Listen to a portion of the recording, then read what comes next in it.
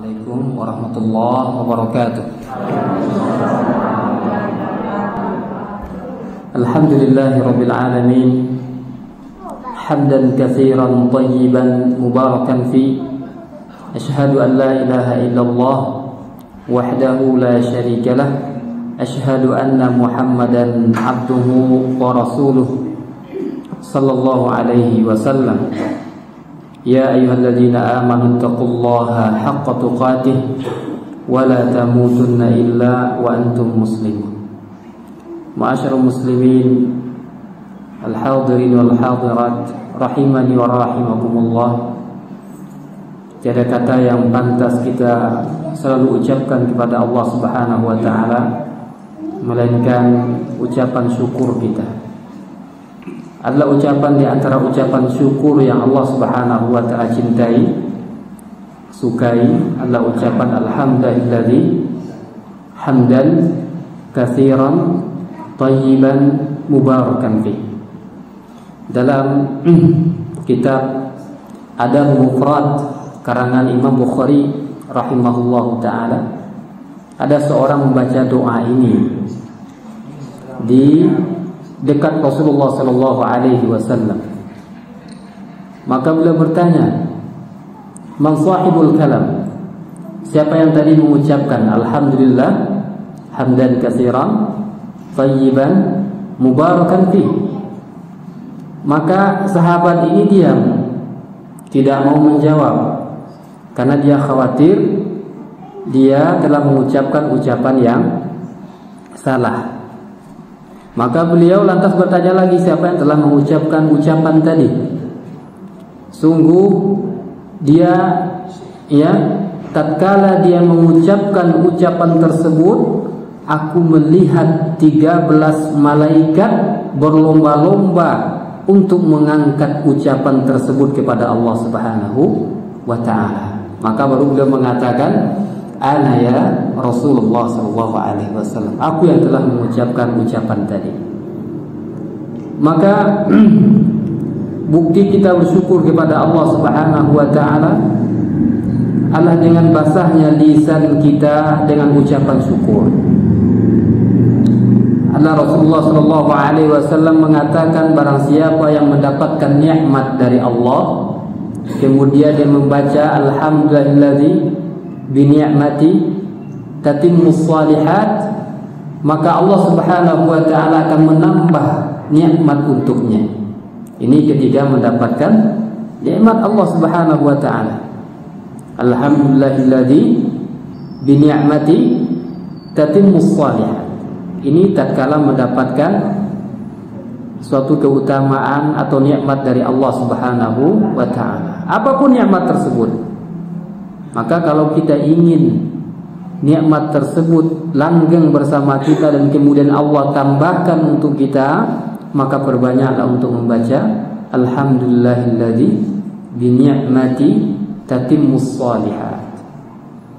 Bahkan tatkala mendapatkan musibah sekalipun, adalah orang yang paling tinggi maqamnya, ma'rifahnya kepada Allah Subhanahu wa taala, dia tetap mengucapkan alhamdulillah ala kulli halin.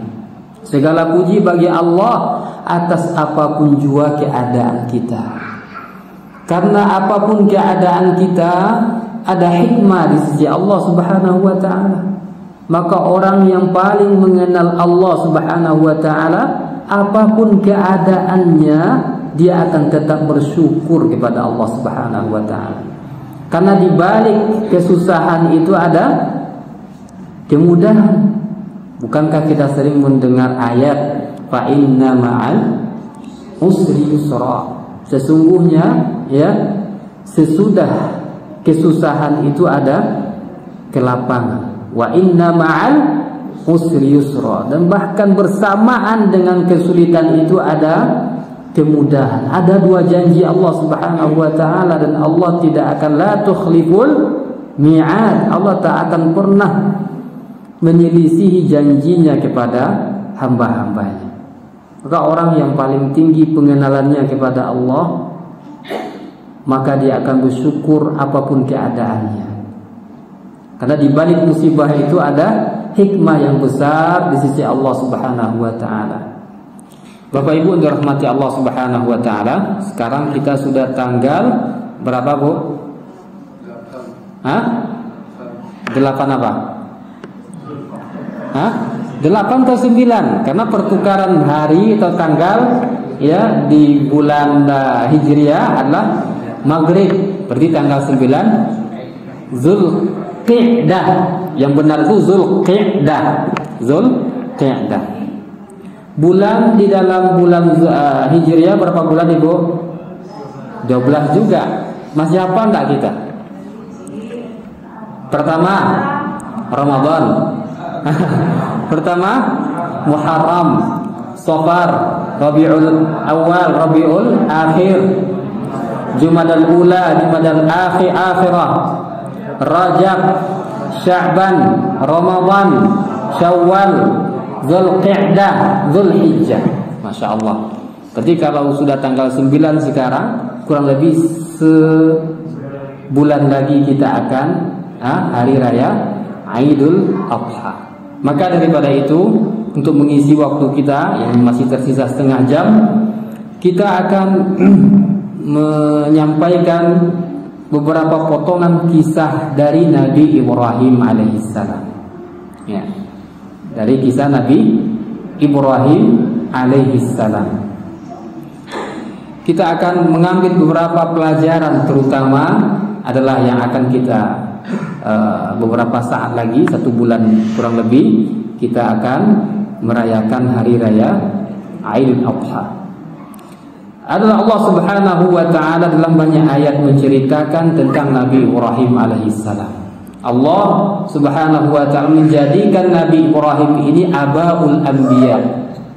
Abaul anbiya, bapaknya para nabi dan rasul. Bapaknya para nabi dan rasul. Karena setelah beliau tidak ada yang menjadi nabi atau tidak ada yang menjadi rasul kecuali dari keturunan Nabi Ibrahim alaihissalam. Keturunan Nabi Ibrahim.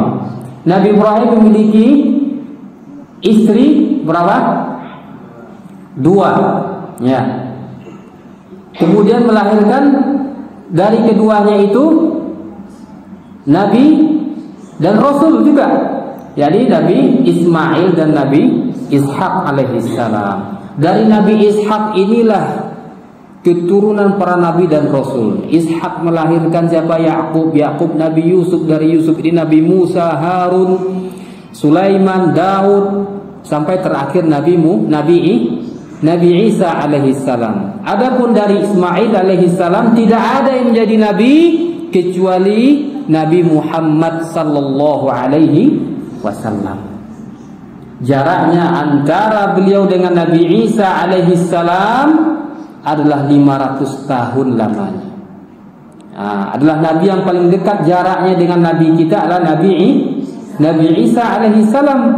Paling dekat tapi masih jauh juga jaraknya, 500 tahun lamanya. Akan tetapi para nabi dari Bani Israel itu diutus oleh Allah Subhanahu wa taala khusus untuk kaum mereka.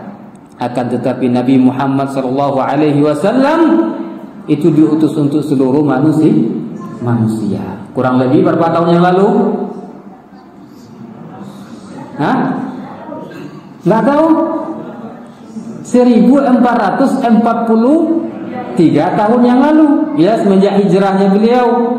Ya, tambah 10 tambah 50 tahun. Berapa jadinya? 43 tambah 50, 1493 tahun yang lalu beliau dilahirkan ke muka bumi ini. Karena selama 13 tahun beliau berdakwah di kota Mekah. Berarti sampai umur beliau 53 tahun. Bapak Ibu dirahmati Allah Subhanahu wa taala, Allah menceritakan dalam surah Al-Mumtahanah. Allah memerintahkan kita untuk mengambil pelajaran dari kisah Nabi Ibrahim alaihissalam. Allah mengatakan, "Qad kanat lakum uswatun hasanatun fi Ibrahim walladzina ma'ah إذ قالوا لقومهم إنا براء minkum wa mimma ta'buduna min dunillah kafarna bikum. Allah mengatakan, ya, sungguh telah ada bagi kalian uswatun hasanah, contoh teladan yang terbaik pada diri Ibrahim dan orang-orang yang bersama Nabi Ibrahim. In qalu liqaumihim, ketika mereka mengatakan kepada kaum mereka, apa mereka katakan?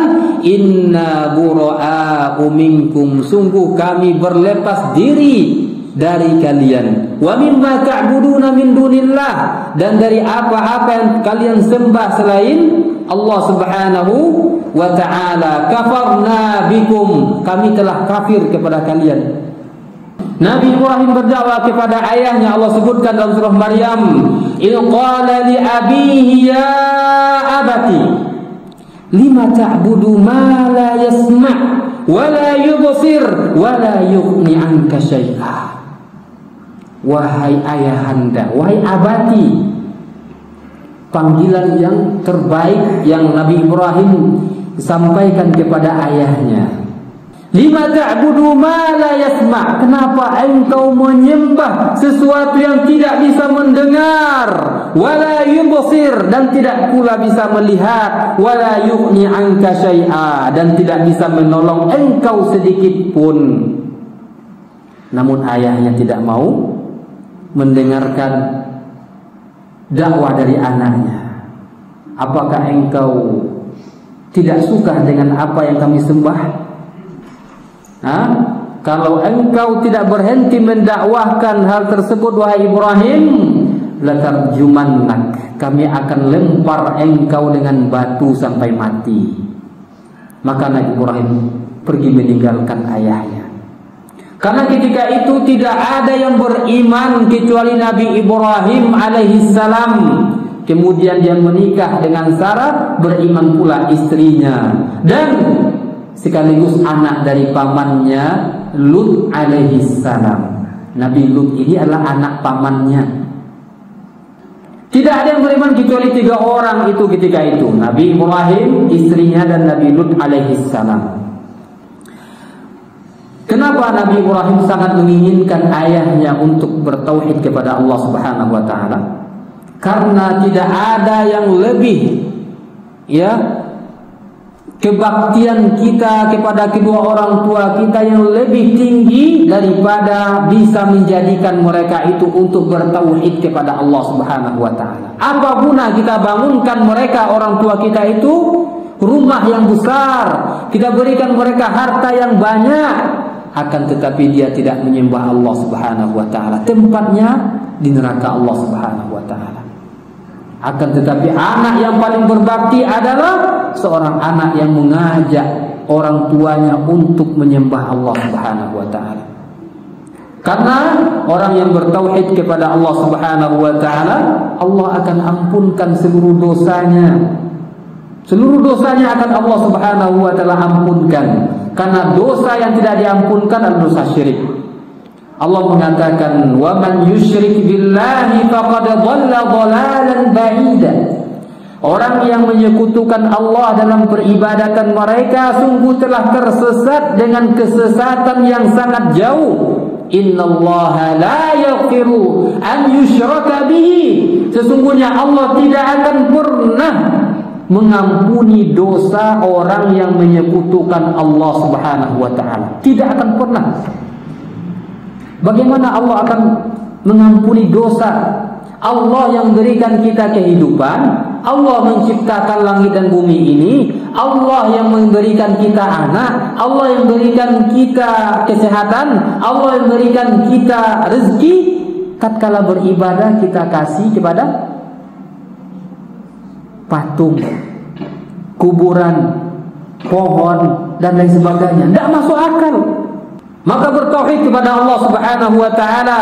Innallaha la yaghfiru an yushraka bihi. Sesungguhnya Allah tidak akan pernah mengampuni dosa orang yang menyekutukan Allah dalam peribadatannya, wa yaghfiru ma duna dzalika liman yasha, dan Allah akan ampunkan dosa selain dosa syirik. Allah akan ampunkan dosa zina, Allah akan ampunkan dosa mencuri, Allah akan ampunkan dosa membunuh. Walaupun dia sebelum dia masuk surga dia harus dulu dibakar dalam api neraka. Akan tetapi orang yang menyekutukan Allah dalam peribadatannya, dia tidak akan pernah keluar dari api neraka. Wa man yusyrik billahi faqad iftara itsman 'azima. Barang siapa yang melakukan dosa syirik, maka sungguh ia telah berbuat dosa yang sangat besar, kata Allah Subhanahu wa taala. Innahu man yusyrik billah faqad haramallahu 'alaihi al-jannah. Sesungguhnya orang yang melakukan kesyirikan, Allah telah haramkan untuknya surga, wa ma'wahun nar, dan tempatnya dalam api neraka, wa ma lil-zalimin min ansar. Tidak ada bagi orang zalim itu seorang penolong apapun. Ini Nabi Ibrahim ingin ayahnya untuk mentauhidkan Allah Subhanahu wa taala. Kemudian dia pergi berjalan bersama istrinya, dan ketika itu lewat di Mesir. Di Mesir juga mendapatkan ujian, ya, adalah Fir'aun pada zaman itu. Jadi nama raja di negeri Mesir itu namanya Fir'aun. Fir'aun itu asalnya adalah panggilan kehormatan. Pada zaman Nabi Musa juga ada Fir'aun, nama aslinya Ramses III. Nah, pada zaman Nabi Ibrahim juga ada Fir'aun, raja negeri Mesir. Perangainya juga nggak jauh beda. Adapun zaman Nabi Ibrahim itu Fir'aun menyuruh bala tentaranya untuk berkeliling ke negeri-negeri untuk mencari perempuan cantik. Nabi Ibrahim lewat dengan istrinya. Sarah adalah perempuan yang sangat cantik. Maka dia ditangkap oleh tentaranya Fir'aun dan langsung dibawa ke kerajaan dan dihadapkan kepada Fir'aun. Ketika itu Fir'aun langsung keluar air liurnya, kemudian mendekat. Namun Sarah adalah orang yang beriman kepada Allah Subhanahu wa taala, dan Allah akan menolong hamba-hambanya yang kesulitan. Tatkala dia ingin mendekat, Fir'aun ketika itu seperti orang kemasukan syaitan, menggigil seluruh badannya. Kemudian dia minta tolong kepada Sarah untuk melepaskan dia dari ikatan tersebut, dari gangguan tersebut. Maka Sarah berdoa kepada Allah, akhirnya dia selamat. Namun diulangnya kembali sampai 3 kali. Barulah kemudian dia katakan, ini bukan perempuan, ini adalah malaikat, katanya. Kemudian dia suruh Sarah pergi bersama suaminya Nabi Ibrahim, sekaligus memberikan hadiah untuknya Hajar. Bahkan para ulama mengatakan Hajar tidak anak kandungnya sendiri. Kenapa demikian? Dikasihnya anak, dikasihnya pembantu untuk dia belajar kepada Sarah, karena dia melihat Sarah adalah orang yang sangat menjaga dirinya. Ini fitrah. Walaupun ayahnya ini perbuatannya jelek, tetap saja dia ingin anaknya menjadi baik. Subhanallah. Akhirnya Hajar tumbuh dalam didikan Nabi Ibrahim dan Sarah. Berjalan waktu, Sarah tidak juga melahirkan anak. Sedangkan Nabi Ibrahim sangat menginginkan anak yang akan meneruskan dakwahnya nantinya. Karena Nabi Ibrahim ketika itu sudah tua. Bahkan ketika tua itu pula lah Allah perintahkan untuk khitan. Tahu khitan? Bersunat. Umur 80 tahun dia khitan. Tidak pakai suntik bius lah. Nah, langsung di khitan, ya. Nah, itulah sunnah bagi para laki setelah Nabi Ibrahim alaihissalam untuk berkhitan. Nah, sunnah Nabi Ibrahim alaihissalam. Istrinya Sarah karena saking cintanya kepada suaminya, dia kasihlah budaknya tadi kepada suaminya untuk dinikahi oleh suaminya.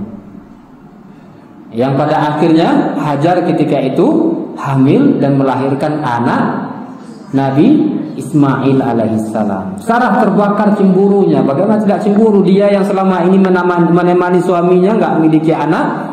Ini budaknya yang dikasih dia langsung memiliki anak. Maka Sarah ingin memohon kepada Nabi Ibrahim untuk apa?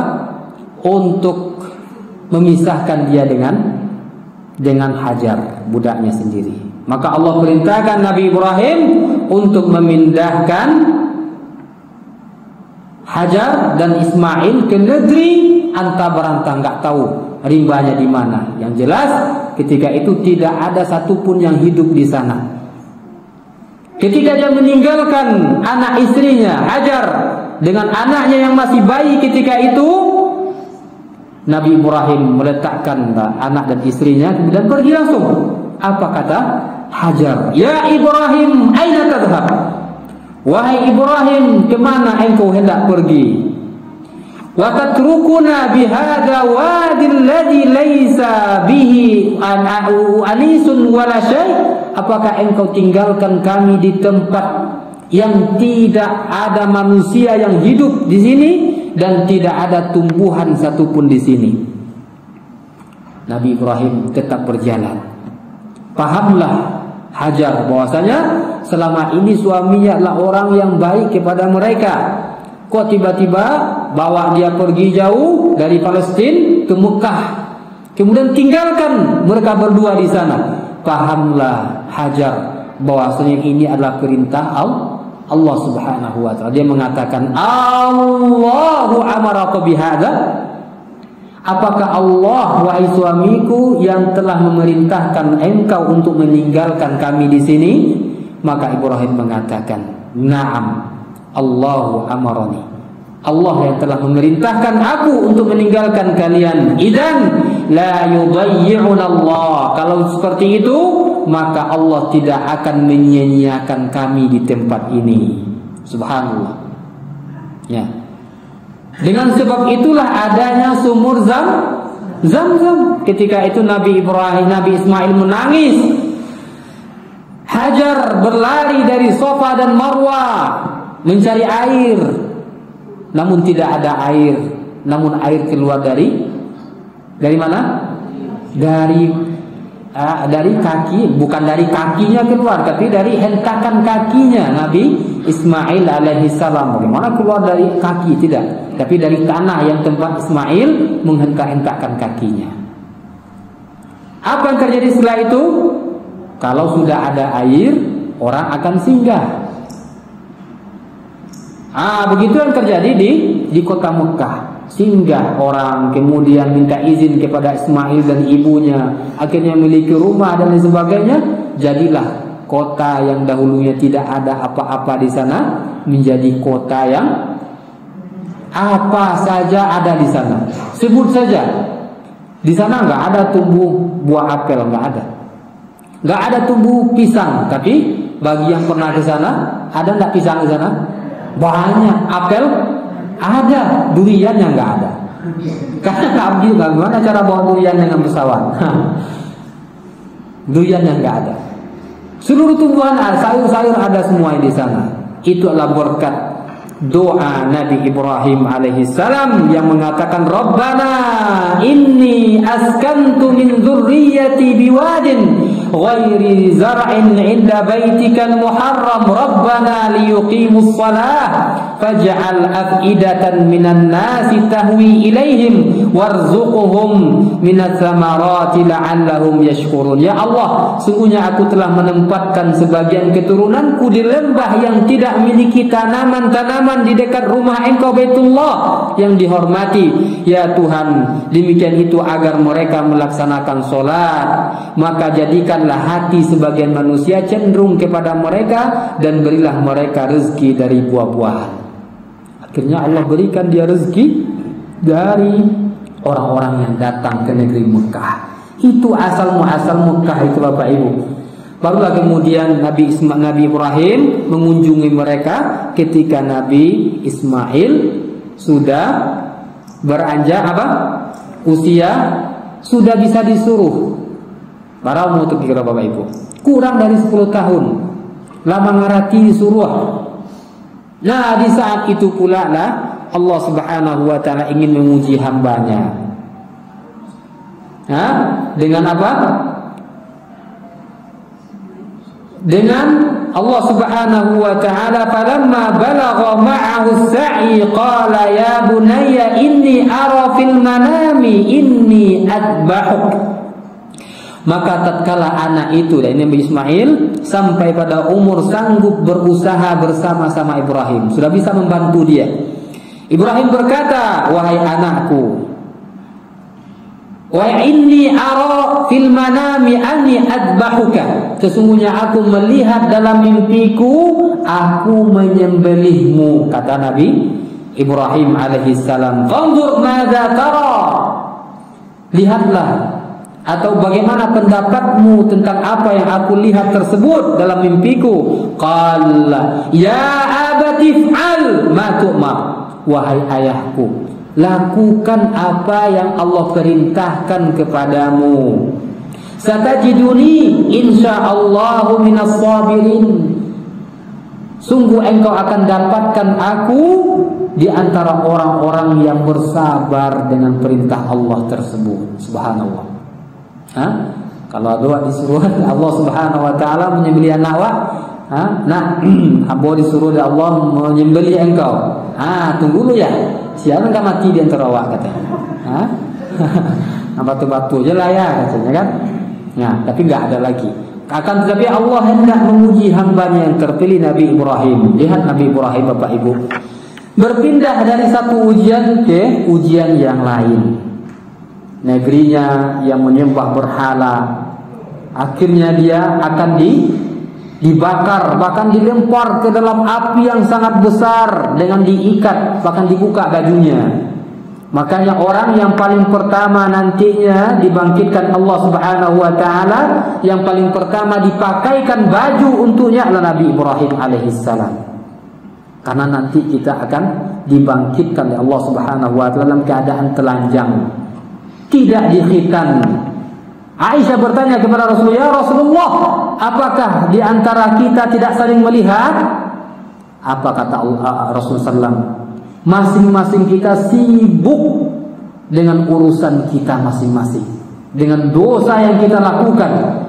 Kita yang sudah percaya saja akan adanya hari berbangkit juga akan sangat takut, apalagi dengan orang-orang yang tidak percaya dengan hari berbangkit. Tiba-tiba dia hidup kembali untuk mempertanggungjawabkan apa yang dilakukannya. Maka tidak akan saling melihat, tidak akan saling mengacuhkan di antara kita. Dan orang yang paling pertama dipakaikan baju untuknya adalah Nabi Ibrahim alaihissalam. Karena dia di antara hikmahnya adalah dia pernah diuji oleh Allah Subhanahu wa taala oleh kaumnya, dicampakkan ke dalam api dan dibuka bajunya, diikat tangannya, dilempar dengan ketapel besar karena apinya sangat besar. Enggak mungkin kaumnya untuk mencampakkan ke dalam apinya adalah dengan keadaan dengan jarak yang dekat. Mereka bingung gimana cara mencampakkan Nabi Ibrahim. Akhirnya mereka buat ketapel besar, dicampakkan dari jauh, dibuang. Berminggu-minggu api tersebut tidak padam. Allah Subhanahu wa taala Maha Kuasa atas segala sesuatu. Allah cukup mengatakan, ya narukuni bardan wa salaman ila Ibrahim, wahai api, jadilah engkau dingin dan selamatkan Nabi Ibrahim. Setelah itu pergi ke negeri Mesir, ke Palestina, diuji oleh Allah Subhanahu wa taala.